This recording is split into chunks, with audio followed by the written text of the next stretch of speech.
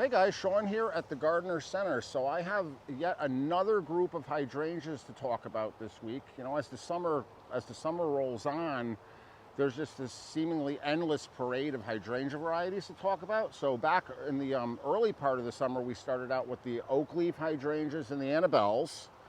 And then the midsummer was the mophead hydrangeas time to shine. You know, the big blue and purple and pink ones that everyone loves. Well, now that we're moving into late summer, we have yet another group of hydrangeas whose time has come to shine. And these happen to be my favorite of all the hydrangea types. You may have noticed that because I literally surrounded myself with them this time. But these are, this is Hydrangea Paniculata.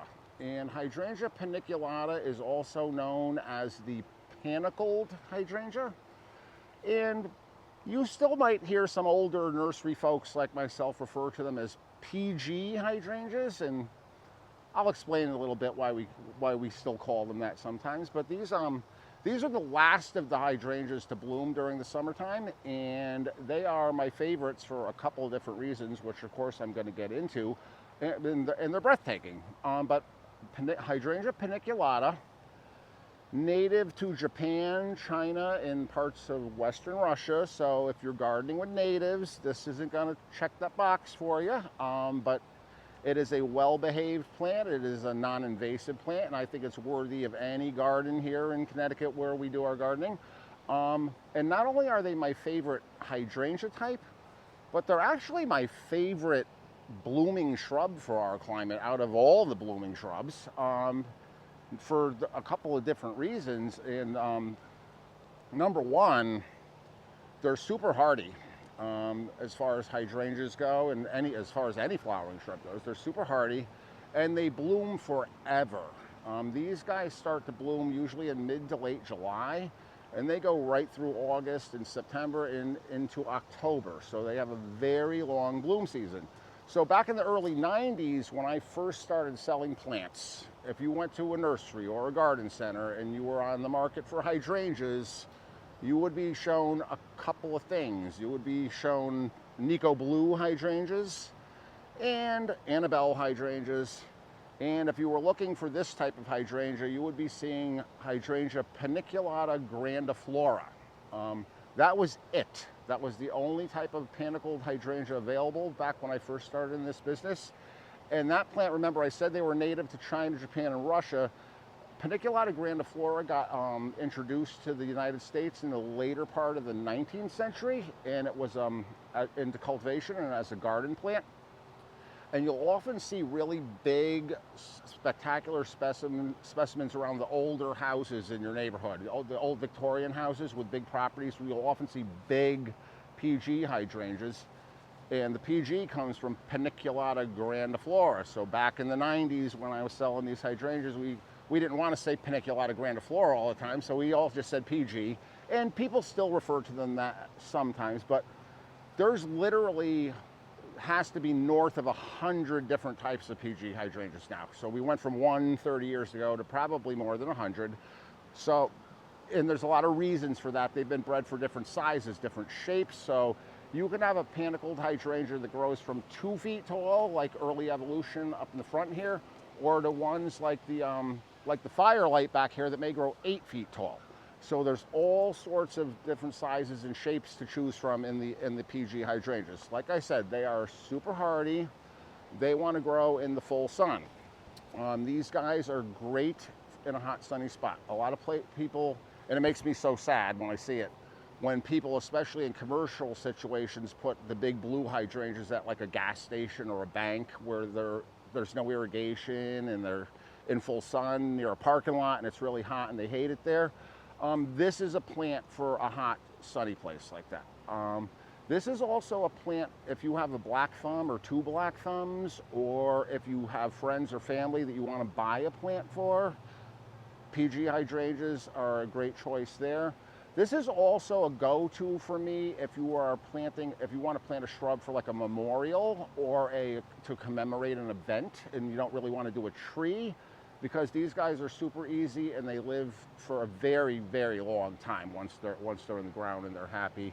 And it's just, it's one of those plants, obviously we sell plants here at the Gardener Center, But we also talk a lot to people about their plants and their plant problems. I hardly ever talk to people about PG hydrangea problems. They're disease and insect free, and they're super hardy, like I said. And there's so many different ones to pick from. I also have Little Lime here, which is another dwarf one. Bobo over here, which if you like the looks of these, but you don't have the space for a big one, Bobo is a great one. And then I have Little Quickfire back here too, which is another smaller one. So lots of different choices. The thing that they grow in different sizes and shapes, but the couple of things that they all do share is they all tend to have their flowers starting out in this kind of limey green color, which then turns to a white color like we see here, and then they fade as time goes on to varying shades of pink and russety red colors as we get deeper into the summer, into the fall. So lots of different shape sizes with that same kind of color theme. You're not going to get blue here. You know, this is white to pink, but lots of different sizes and shapes. The one thing that we do talk to people about these a lot about, and it's true with all hydrangeas, whenever we talk about hydrangeas, there's always issues of pruning. When do I prune it? Can I prune it? How do I prune it? So this particular group, all of the panicled hydrangeas grow on new wood only. And not only can you prune them, but you absolutely should. If you're not pruning your PG hydrangeas, you're doing yourself a disservice. All of these guys, whether it's the big growing ones or the short ones, they really should be pruned back by a third every single year at a minimum. But I like to go a third to a half. They only grow on new growth, or only flower on new growth. So by cutting them back, you're going to stimulate a lot more new growth next year, and they're going to grow shorter, stockier, denser. They're still going to grow fast, and they're going to get big, but they're just going to have a stockier form, and it's going to be a better shaped plant overall. The choices of pruning them is, you know, do I do it in the fall? Do I do it in the winter? Do I do it in the spring?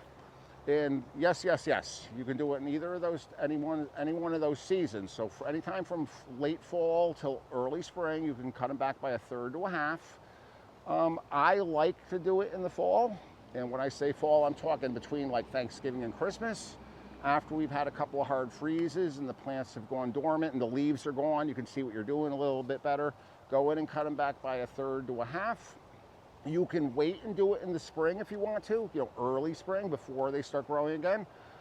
They will, you know, the flowers will dry in the fall and the winter, and they do maintain a presence. So a lot of people like to look at the dried flowers over the winter. The only disadvantage to that, and the reason I like to do it in the fall, is sometimes if we get a heavy snow or ice storm in the winter and it accumulates on the flowers, it'll kind of bend them and it could break them. So I prefer to do that in the fall, but that's up to you guys. Fall, winter, or early spring, that could be done. So PG hydrangeas, whether you have some already or are looking to get some, give them a try. And if you have them already, there's over 100 different kinds. Get some more. And if you already have them and you're not pruning them back by a third to a half every year, get out there and do that this year. You're really going to like the results. So guys, as always, thanks for watching, and I'll see you next time.